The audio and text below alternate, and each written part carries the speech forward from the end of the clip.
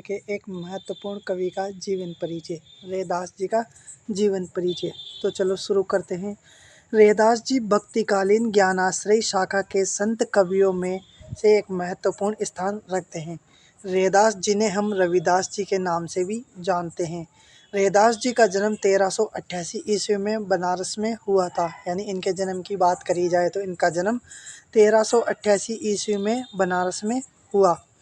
कहते हैं कि माघ की पूर्णिमा को जब रैदास जी का जन्म हुआ तो वह रविवार का दिन था। यानी इनका जन्म रविवार के दिन हुआ था, जिसके कारण इनका नाम रविदास रखा गया था। रविदास नाम रखा जाने के कारण था कि इनका जन्म रविवार को ही हुआ था।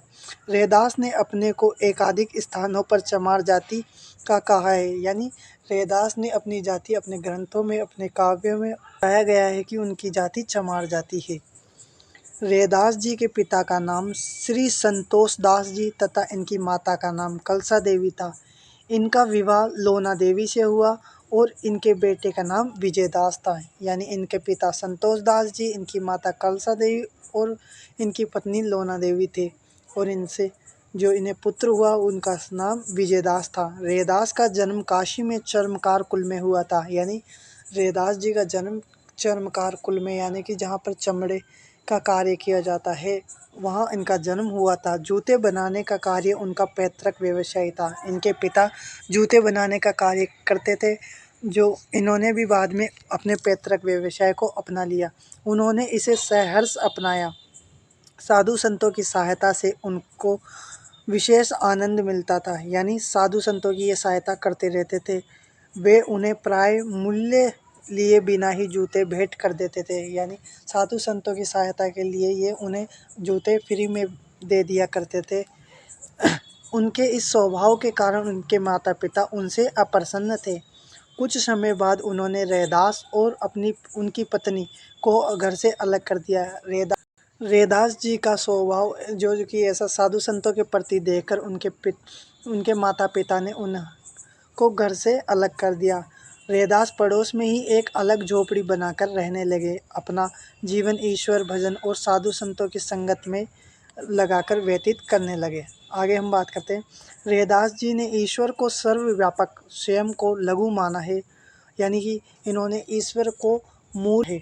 स्वयं संत रविदास ने अपने ज्ञान से समाज को संदेश दिया है कि व्यक्ति बड़ा या छोटा अपने जन्म से नहीं अपितु अपने कर्म से होता है। यानी कर्म के अनुसार ही व्यक्ति छोटा बड़ा होता है।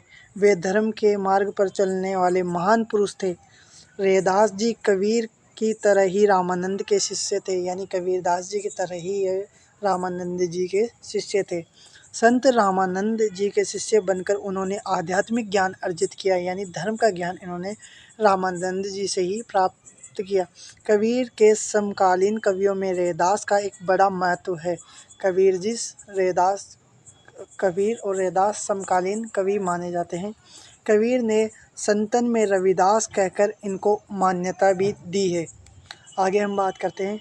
मीरा ने रैदास का उल्लेख आदरपूर्वक किया एवं मीराबाई को रैदास जी की शिष्या माना जाता है।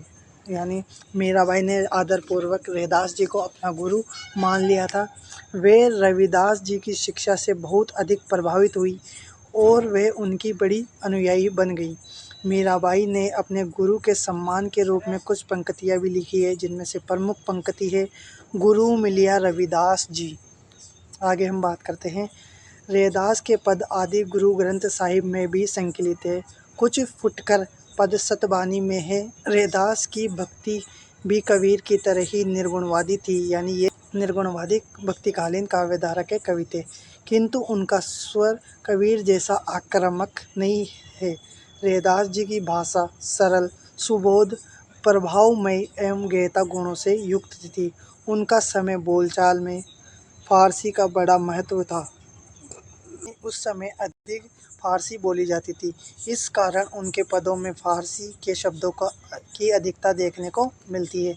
आगे हम बात करते हैं। हिंदी पंचांग के अनुसार माघ की पूर्णिमा में जन्म लेने के कारण माघ के महीने की पुण्यतिथि को हर वर्ष गुरु रविदास जयंती मनाई जाती है। यानी माघ की पूर्णिमा को इनका जन्म हुआ था रविवार के दिन, इसलिए इनकी पुण्यतिथि रविवार की पूर्णिमा हर वर्ष माघ के महीने में मनाई जाती है, क्योंकि इनकी जन्म तिथि को लेकर इतिहासकारों में मतभेद है।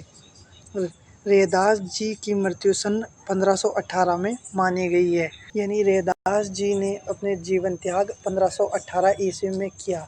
यदि आपको वीडियो पसंद आई तो वीडियो को लाइक करें, हमारे चैनल को सब्सक्राइब करें। Thank you.